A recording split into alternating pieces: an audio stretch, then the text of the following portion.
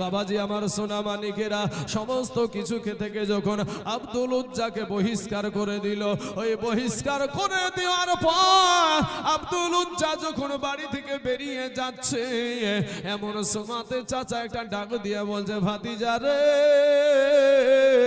ওরে ভাতিজা, তোমার পরনে যে লুঙ্গিটা আছে, ওই লুঙ্গিটা আমার টাকাতে কিনা, ওটা তুমি আমাকে দিয়ে দাও। যুবক ছেলে বাবা, নওজোয়ান তরুণ, ওই যুবক ছেলে দুই চোখের পানি ছেড়ে দিয়ে কান্দে আর বলে, চাচা গো, আপনি তো জানেন আমার মা নাই, আপনি তো জানেন আমার বাবা নাই গো চাচা। চাচা গো, আপনি আমার কাছ থেকে যদি লুঙ্গিটা খুলে নেন, আমি একটা যুবক ছেলে, আমি একটা তরুণ ছেলে, যুবক ছেলে, আমার কি শরম করবে না গো চাচা? কাফেরের তো দিল নরম হয় না রে বাবা। অমনি বলে ফেললো, না, তোমার এই সব কথা বলে আমার দিল ঠান্ডা করতে পারবা না। এত বছর তোমাকে আমি লালন পালন করি, আজ তুমি আমার মুখে তীর ছুঁড়ে মেরেছ, আমার লুঙ্গিটাও তুমি ফিরাইয়া দাও।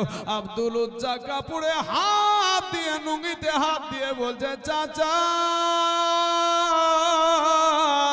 এই দেখেন খুইলা দিলাম লুঙ্গি, ইমান বানাইলাম সঙ্গী। জোরে বলেন সুবহানাল্লাহ। খুইলা দিলাম লুঙ্গি, ইমান বানাইলাম সঙ্গী। চাচা গো, লুঙ্গির আমার প্রয়োজন নয়, তবে আমি শুধু আমার আল্লাহ আল্লাহর নবীকে চাই। ও মুসলমান বাবাজিরা, বাড়ি থেকে বেরিয়ে কোথায় যাবে? মা নাই, মায়ের কাছে যাবে। বাবা নাই, বাবার কাছে যাবে। মুসলমান ভাই গো, মা বাবা হারা এতিম সন্তান, যুবক ছেলে টুকটুক করে দুই হাত দিয়ে লজ্জা স্থানকে ঢেকে নিয়ে বাপ আপনার চলে গেল আপনার সতার মায়ের কাছে, গিয়ে ডাক দেয়, মা, মা গো, মা, মা করে ডাক দেয়।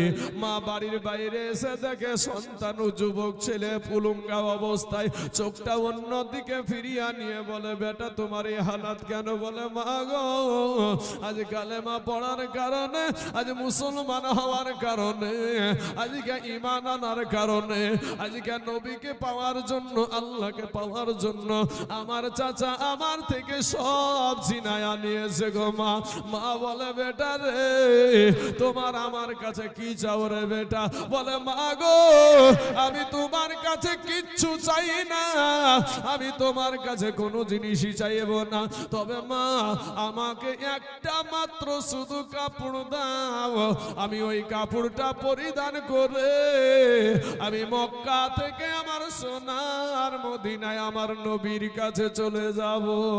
জোরে বলেন না একবার সুবহানাল্লাহ। একটা কম্বলকে ছিঁড়ে, মুসলমান, একটা কম্বল ছিঁড়ে দুই আধখান করে, একটা আধখান আপনার রেখে দিল বাড়িতে, আর একটা আপনার আব্দুল উজ্জাকে দিল। আব্দুল উজ্জা যখন মাজায় পেঁচায় আছে বাবা, কোন রকম বাবাজি ইজ্জতটা ঢাকছে, ওরুটা বের হয়ে থাকছে, এইভাবে ধরে নিয়ে বাবাজি টুকটুক করে, পেটে খাবার নাই, পানি নাই, পেটে খাবার নাই, আমার নবীকে পাওয়ার জন্য, আল্লাহকে পাওয়ার জন্য, মুসলমান যুবক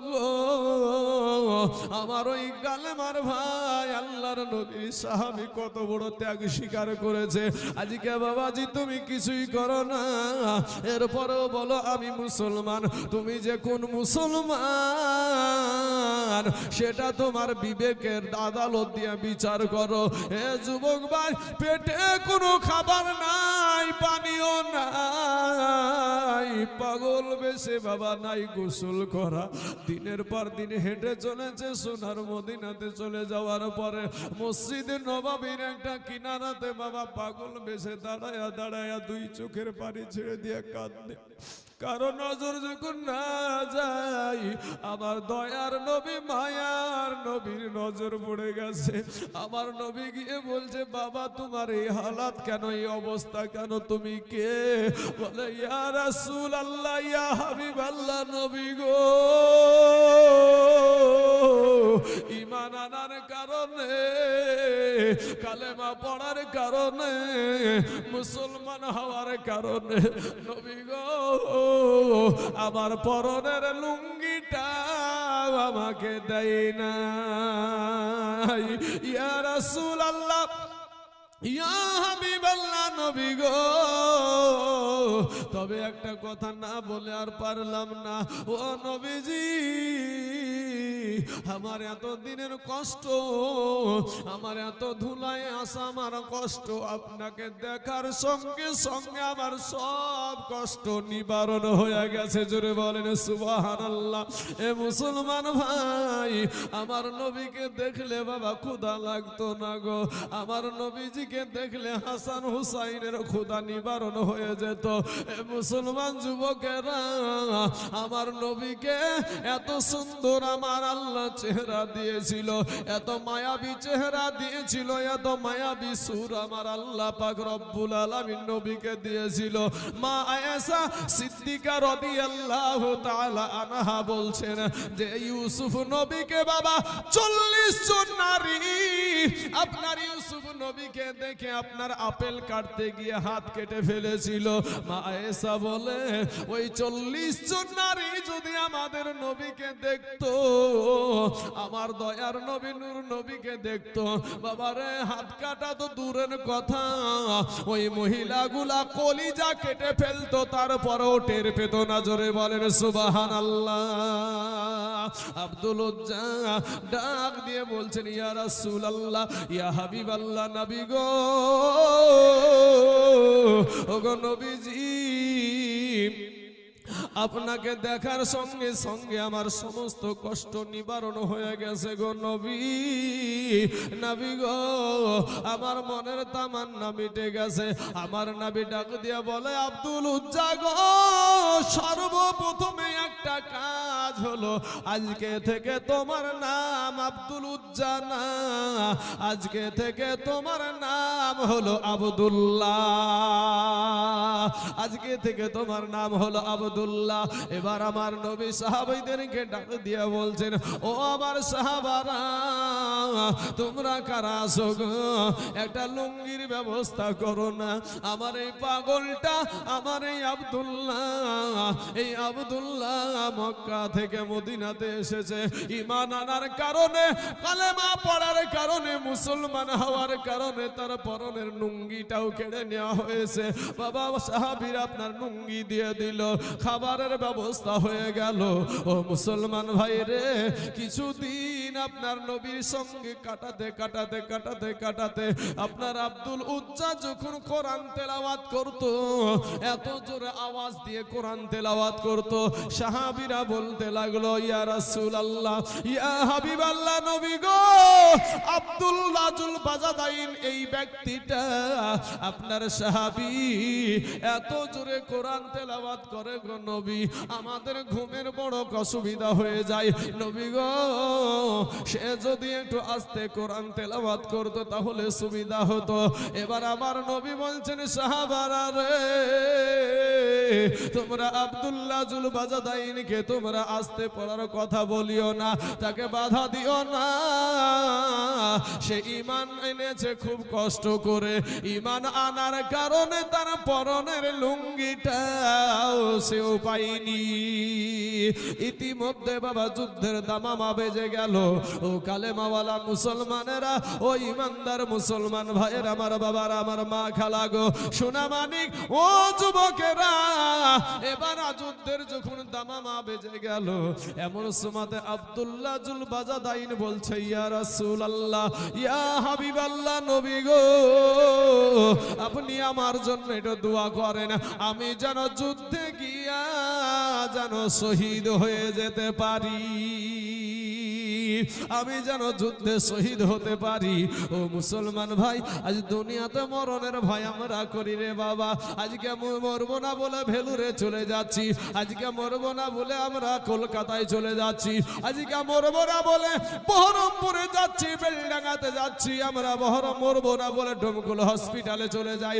ও মুসলমান, ও কালেমা ওয়ালারা, আমার আল্লাহ বলেছে কুল্লু নাফসিন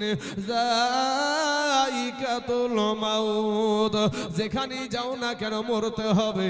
কিন্তু বাবারে মরণের পরে যেই ব্যক্তিটা চিন্তা করলো মরণের পরে কি হবে, এই যদি কথাটা স্মরণ থাকে, এই কথাটা স্মরণ করে যদি আল্লাহর ভয় করে, যদি আল্লাহর জাহান্নামের ভয় করে নবীর আদর্শের মালাটা গলায় পরিয়ে নাই, সেই ব্যক্তিটাই হলো প্রকৃতি ইমানদার।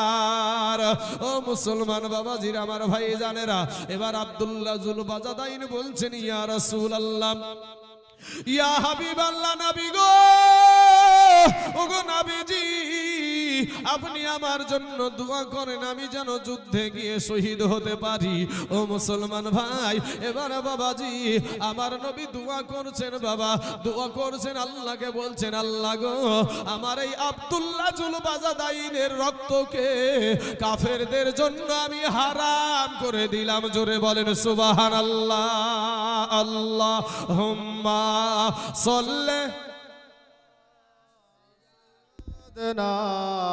মাওলানা মুহাম্মদ ওয়ালা আলে মাওলানা মুহাম্মদ সাল্লাল্লাহু আলা মুহাম্মাদিন সাল্লাল্লাহু আলাইহি ওয়াসাল্লাম। আব্দুল্লাহ জুল বাজাদাইন বলছেন, ইয়া রাসূলুল্লাহ, নবী গো, আপনাকে বললাম দোয়া করেন আমি যেন শহীদ হতে পারি, আর আমার রক্ত কাফেরদের জন্য আপনি হারাম করে দিলেন। আমার নবীজি আব্দুল্লাহ জুল বাজাদাইনের আপনার হাতে একটা গাছের ছাল বেঁধে দিয়ে রক্ত হারাম করে দিয়েছেন। ও মুসলমান, আমার নবী বলছেন, আব্দুল্লাহ জুল বাজাদাইনি রে, আমি তোকে বলে দিলাম, তুমি যদি জ্বরেও মারা যাও তারপরও আমার আল্লাহ তোমাকে শহীদি মওত দান করবে। জোরে বলেন সুবহানাল্লাহ। ও মুসলমান ভাইরা, ওগো কালেমাওয়ালারা, আপনাদেরকে বলবো বাবারে, যেই ব্যক্তিটা, যেই মুসলমানটা, যেই কালেমাওয়ালা যুবকটা নবীকে কত ভালোবেসেছিল, শুধু তাই না রে বাবা, উহুদের জমিনে যুদ্ধ যখন হয়েছিল, উহুদের ময়দানে ৭৭ জন সাহাবীকে বাবাজি শহীদ করে দিয়েছিল। আমার নবীজি কিছু সাহাবীকে একটা জায়গায় দাঁড় করে রেখেছিলেন, তোমরা এ জায়গাতে দাঁড়িয়ে থাকো যতক্ষণ পর্যন্ত আমার তরফ থেকে কোন রকমের হুকুম না আসবে, ততক্ষণ পর্যন্ত এখান থেকে তোমরা এক পাও হটাবে না, এক পা তোমরা লড়বে না। এই জায়গা দিয়ে কাফেররা আক্রমণ করতে পারে। উহুদের জমিনে বাবা মুসলমানদের জয় হয়ে গেছে। ইন দি মিন টাইমে মুসলমানদের জয় হওয়ার পরে মনে মনে এরা ভাবলো যুদ্ধ তো শেষ হয়ে গেছে, কাফেররা পালিয়ে গেছে। হ্যাঁ বাবারা, এই ৪০ জন যুবক যখন আপনার ওই জায়গা থেকে আপনার হটে গেল, আপনার যখন কাফেরদের যখন আপনার মাল মাথা সৈন্যদের যে সমস্ত মাল নিয়ে আসে ওগুলা নেওয়ার জন্য যখন চলে গেল, ওই রাস্তা দিয়া বাবাজি আমার নবীকে সামনে পেয়ে গেল রে বাবা। আমার নবীকে যখন সামনে পেয়ে গেল, চতুর্দিক থেকে আপনার তীর আরম্ভ করে দিয়েছে। সাহাবারা দৌড়ে আসে, আর অস্ত্র নেওয়ার মতন সময় নাই। যদি বাবাজি তারা জানতো, তারা বুঝতো, যদি মুহাম্মদ সাল্লাল্লাহু আলাইহি ওয়াসাল্লামকে শেষ করে দেওয়া যায় তাহলে আর ইসলাম নামে কোনো জিনিস থাকবে না, মুসলমান বলে কেউ থাকবে না।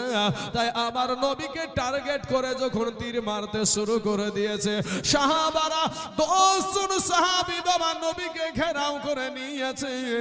ডাক দিয়া বলছেন, ইয়া রাসূলুল্লাহ, ইয়া হাবিবাল্লাহ, নবী গো, ওগো নবীজি, আপনি একটুও চিন্তা করবেন না। ও নবীজি, আপনাকে আমরা কিছু হতে দেব না, জীবন দিয়ে দিব গো নবী। এর এরপরে আপনার শরীরে আঘাত লাগতে দেব না বাবা রে। চতুর্দিক থেকে বাবা যখন তীর শুরু হয়ে গেছে, সব সাহাবীগুলো আপনার জমিনে পড়ে গেল। এবার কাফেরেরা আমার নবীর কাছে চলে এসেছে, কাফের বেদিনেরা আমার নবীজির কাছে চলে এসে একটা পাথর তুলে বাবা যখন নবীকে মারলো গো, নবীর মাথাতে সেদিন টুপি ছিল না, যুদ্ধের হেলমেট ছিল বাবা। ওই যুদ্ধের হেলমেট ভেঙে হেলমেটের পাতলা লোহা আবার নবীজির, আমার দূরে দয়ার নবী নূর নবীজির কপাল মুবারকে বাবা ঢুকে গেছে রে বাবা। আমার নবীজিকে দ্বিতীয় যখন পাথর খানা মারছে, যখন বাবা চবলে মারলো আবার নবীজি রক্ত তো শুরু হয়ে গেল, রক্ত ঝরছে, নবীজির শরীরে রক্ত ঝরে গো। এ মুসলমান, তৃতীয় আর একটা পাথর যখন মারলো আমার দয়ার নবীজির জবানে মুখে নবীজির মুখ মুবারকে লেগে দুইটা দাঁত ভেঙে বাবাজি জমিনে পড়ে গিয়েছিল রে বাবা। আমার নবী বেহুশ হয়ে জমিনে পড়ে গেছে। কাফেরেরা আওয়াজ দিল মুহাম্মদ শহীদ হয়ে গেছে, মুহাম্মদ শহীদ হয়ে গেছে। উমারে ফারুক বাবা আপনার তরবারি বের করে পাগলের মতন ছুটাছুটি করে, কোথায় গো আমাদের কলেজার টুকরা নয়নের পাড়া, আমাদের দয়ার নবী কোথায়? বাবার এইদিকে ছুটে ওদিকে ছুটে নবীজির রক্ততে নবীজির মুখ খানা, চেহারা খানা রক্তে লাল হয়ে গেছে, চিনা যায় না। আলী হযরতে আলী রাদিয়াল্লাহু তাআলা আনহু আমার নবীকে কোলে করে নিয়ে নিরাপদ জায়গায় নিয়ে গিয়ে বাবাজি আমার নবীর যখন ওই লোহার আপনার হেলমেট ভাঙা লোহা যখন বের করতে যায়, নবী আমার ওসাস যখন করে, একটা সাহাবী আমার নবীজির ওই জায়গায় বাবা দাঁত দিয়ে কামড়িয়ে ধরে বাবা গো একই টানে যখন বার করতে গেল, সেই সাহাবীরও দুইটা দাঁত ভেঙে গিয়েছিল। আমার নবীকে বাঁচাতে 10 জন সাহাবী যখন জমিনে পড়ে গিয়েছিল বাবা, আর একজন সাহাবী আপনার গিয়ে নবীকে জড়িয়ে ধরেছে, বলে ইয়া রাসূলুল্লাহ, ইয়া হাবিবাল্লাহ, নবী গো আমার জীবন যাবে গো নবী, আপনার কোনো ক্ষতি হতে দিব না গো নবী। বাবারে পরে গন্তি করে দেখা গেল একটা নয় দুটো নয় 72 খানা তীর তার পিঠে লেগেছিল।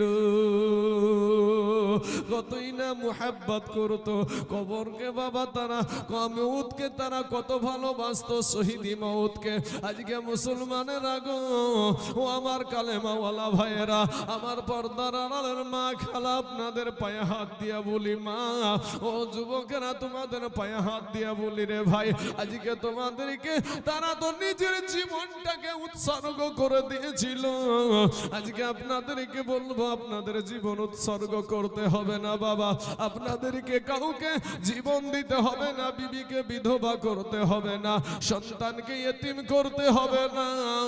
ও মুসলমান ভাইয়েরা রে আমার, আমি এই মহিলা মাদ্রাসার জন্য, আপনারা জানেন এটা বোর্ডিং মাদ্রাসা, কোন জায়গাতে রে বাবা এটা জায়গির চলে না, কারণ এখানে শুধুই মহিলা যাদেরকে পর্দার ভিতরে রাখা হয়, জেলখানার ভিতরে রাখা হয়, সেই জায়গায় 3 বেলা খাবার দেওয়া হয়। আমি বলবো বাপ, আজকে যদি এই সন্তানগুলাকে ইতিমগুলাকে যদি আপনারা যদি একটু সহযোগিতার হাত বাড়িয়ে দিন, আমার আল্লাহ তার চাইতে 14 ডবল সহযোগিতা আপনার পরিবারে, আপনার সংসারে বাড়ায়া দিবে। জোরে বলেন সুবহানাল্লাহ।